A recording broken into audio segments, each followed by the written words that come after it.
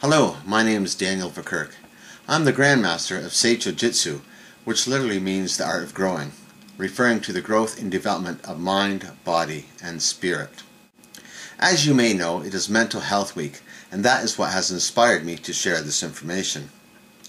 I have a different outlook towards mental health than most people have in comparison with doctors, psychiatrists, or psychologists.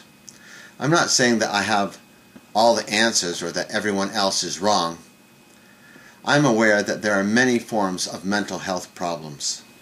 I would just like to share some information which may benefit many people's issues that are emotionally based. I'm going to try to keep this brief, as I have almost 40 years experience in my field with 30 years teaching and could go on for hours on this topic. It is my experience and opinion that many mental health problems are created through unbalanced emotions. I could continue with hundreds of examples, ranging from just about every emotion, but to keep it short, I will share one of my own personal issues. Driving stress.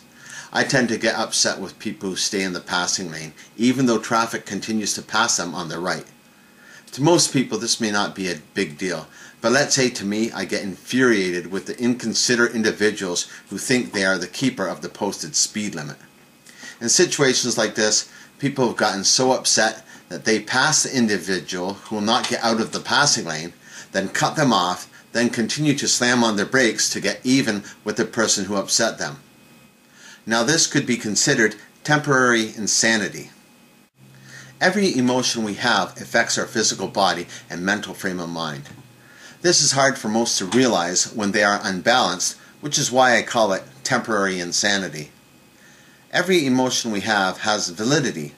I mean, it is real to us, even if others feel we are overreacting or overacting. All emotions can be good or bad. They can work for us or against us. It depends on our understanding and development.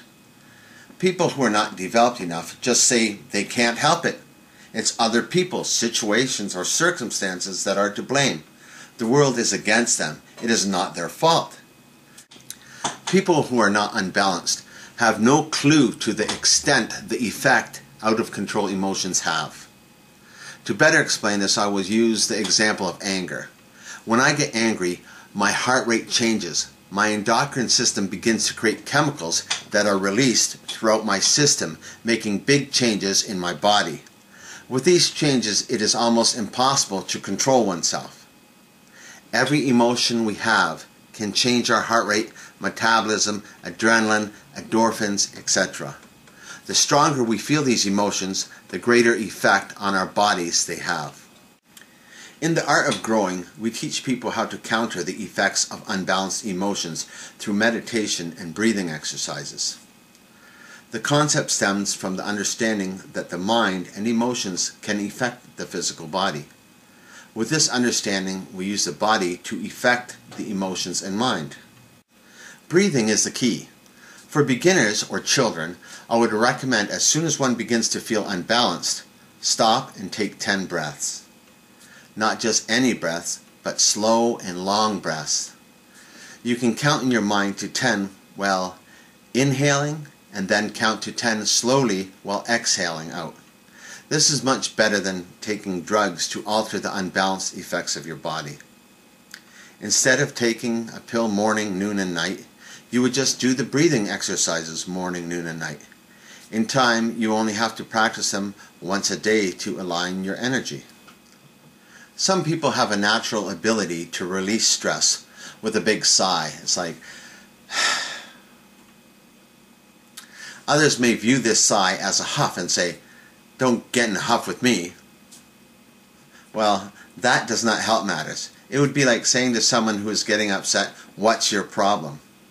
I mean, like, if I can naturally feel stress coming on and just breathe in and let it go, I'm realigning myself. And for somebody to take offense to that, it's kind of wrong in a way, because their offense is just trying to set me back another step. Instead of being able to release my energy, they're trying to build it back up onto me again. So you got to watch out for that.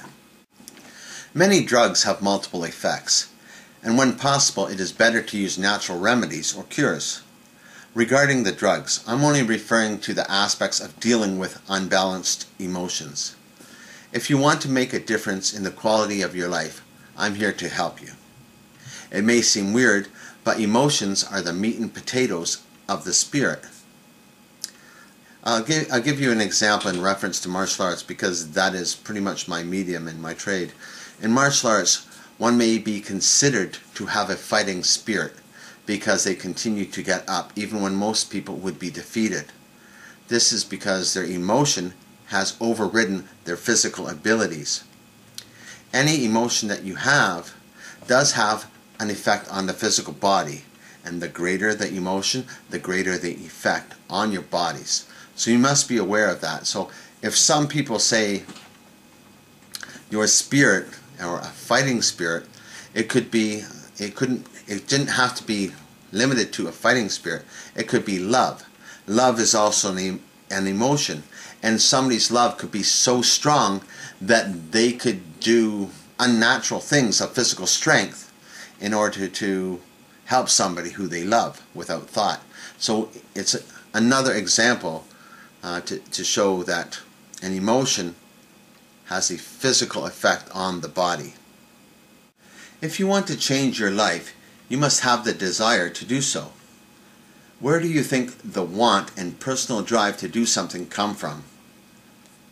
Mental health problems arise when emotions are amplified or completely unbalanced. They override logic thinking and affect the physical body. In many cases, we do and say things that not only hurt our loved ones, but hurt ourselves. We can treat unbalanced emotions through breathing exercises. To cure the unbalanced emotion is another story. Let me explain. Unbalanced emotions are created through ourselves. For example, earlier I wrote about driving stress. If I get angry because someone is driving too slow or stays in the passing lane slowing down traffic, whose fault is it?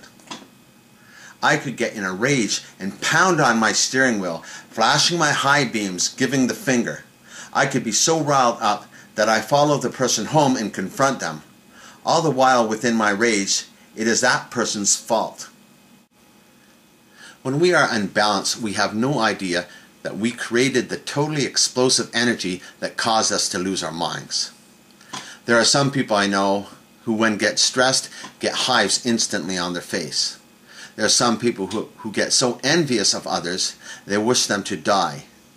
If it bothers them enough, they will plot to undermine and sabotage the other people. Some people can't even sleep at night because their emotions are so unbalanced that affects their bodies, their heart rate, metabolism, lactic acids, endorphins, to the point where they just cannot relax. These are mental health issues that can be helped or cured. To cure oneself, a huge awareness has to happen. I have been teaching this for decades, so I know what I'm talking about. To realize our problem or problems, we must first find the root emotion. My example was very limited. Just think about it. Fear, anger, sorrow, depression, disgust, expectations, shame, pity, envy. There are many emotions, or even combined emotions, which one may be directed by. Through training and studying the art of growing, we use many physical analogies to help teach people through barriers in their mind. For me to help the individual, I would need to know the individual. In the meantime, remember, don't forget to practice your breathing. We start with a quest for answers. We then become aware of the possibilities. We then need the desire to study, explore, and develop oneself. Welcome to the art of growing.